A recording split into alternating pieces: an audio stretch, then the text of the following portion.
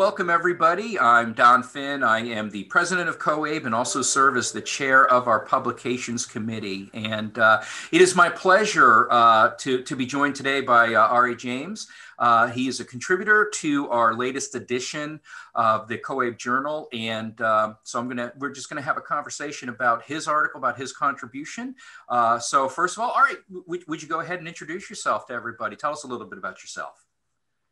Absolutely. I am just actually recently graduated from Southeastern Oklahoma State University with a Master's of Science in Native Leadership with an emphasis in marketing and education. So that just lines up really well with my work as the executive director of the Ardmore Literacy Leadership Coalition and my work there. We have been doing a lot of work focusing on not just diversity and inclusion, but on poverty alleviation and helping our unhoused neighbors and people that are affected by the pandemic.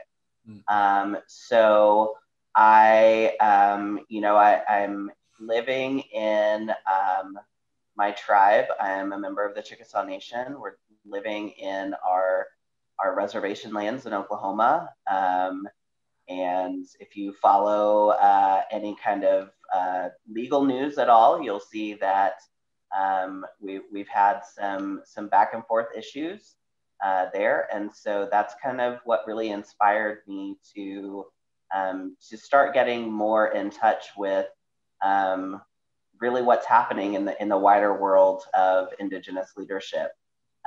And so that's kind of what brought us here. Great. Great. Well, Ari, thank you so much for that introduction. And I will say that your piece was a very unique contribution to this special edition, particularly because of the voice that it gives and really, hopefully, the exposure that it gives our readership to the Indigenous folks and Indigenous groups, and also the characteristics and some of the unique I guess issues. I think it's going to be a great exposure piece. So tell me a little bit more about what was driving your interest in contributing this article to this edition of the COABE Journal. When I initially saw the call for submissions, I thought, there are so many things from my master's program that would be great additions, but I felt like it was an opportunity not just to share research and ideas in that way, but to really share a story. And so that is what inspired the way that this particular piece was written and how it lines up with issues that we face in adult education and in education and in life in general as Indigenous people. And I think in that aspect, it brings us back to Indigenous culture and how we would share of ourselves and how that came about and how we're continuing to do that even in modern times with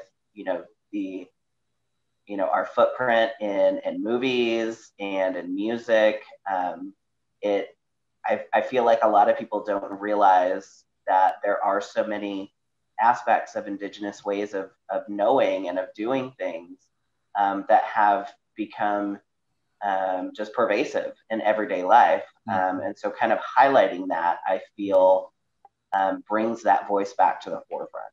Right. Right. Excellent. And so, as you know, our readership and our membership across the nation, COABE has around 28,000 members nationwide, and adult educators, those practitioners in the classroom, administrators, and friends of adult education. And so let me ask you, how do you believe adult education practitioners will benefit from reading your article, and subsequently, what impact do you suppose this might have on their learners as well?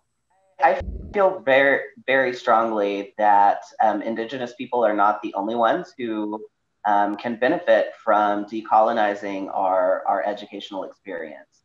I think taking a look at where education and where, kind of all aspects of society are moving toward, and whether or not they're working, not just in an individual context, but as a collective, is so important. And I think that looking at not just historical references for Indigenous ways of learning and doing things, and from leadership to learning, I think that something that will benefit many programs, from professional development to individual adult education programs, can really strive to do better in not just inclusion, but also in bringing that collective mindset, because none of us are doing this alone. I think between things like my local literacy coalition in rural Oklahoma to, over 28,000 members of COABE, we're all kind of in this together and looking to learn and grow together. And I think that bringing that Indigenous mindset into our practices is something that isn't just something that we look at as a nice idea, but it becomes a practice. And I think the more that we talk about it and start putting those plans into practice, it becomes more of a community effort. And when it becomes that community effort, we move from talking about doing things to actually doing things.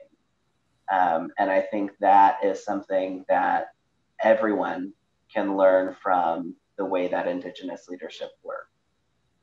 Yeah, absolutely. Absolutely.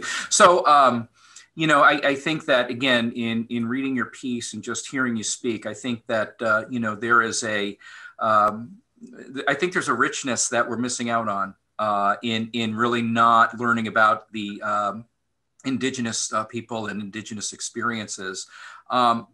So I really appreciate, again, this contribution. Let me ask you, do you have any additional comments or any additional thoughts that you'd like to share with our members?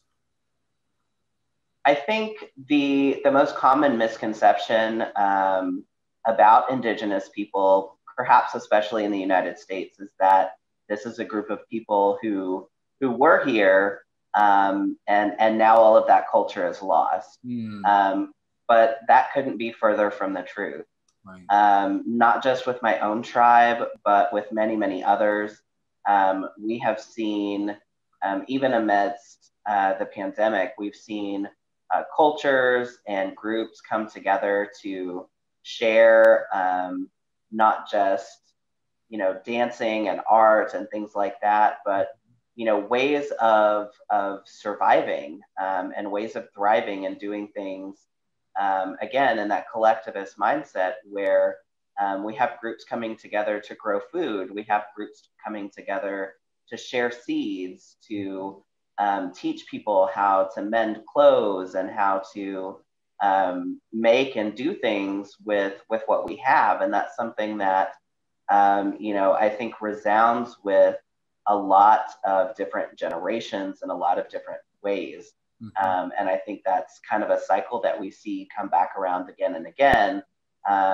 People want to recycle, people want to address things like climate change and that sort of thing.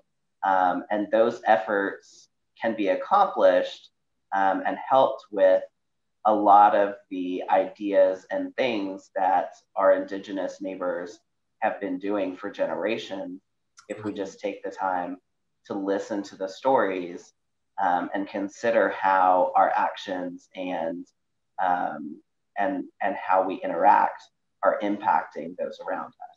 Right. Yeah, that's great. Ari, thank you so much. I really, again, I want to thank you for taking the time to write the article, Drying the Mud for Justice, Disrupted Indigenous Lifeways. I think it's a great contribution to this special edition, and I really appreciate you taking the time to just speak with us a little bit and giving our readership a little bit of a preview and some of the motivation behind your contribution. We appreciate it. I appreciate that. And I'll share one last thing as my linguistic contribution to our video today. In the Chickasaw language, we don't actually have a word for goodbye. Instead, we say Chapisalecho, which means we'll be seeing you.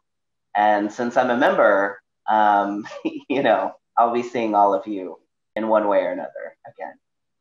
That's great. Thanks, Ari. Sapicha Lito, is that right? Chapisalecho. Chapicha Lito. There you go. It was close. Well, we would know what you meant. We will be seeing you then, sir. Thank you again so much for your contribution. Absolutely. Thank you. All right.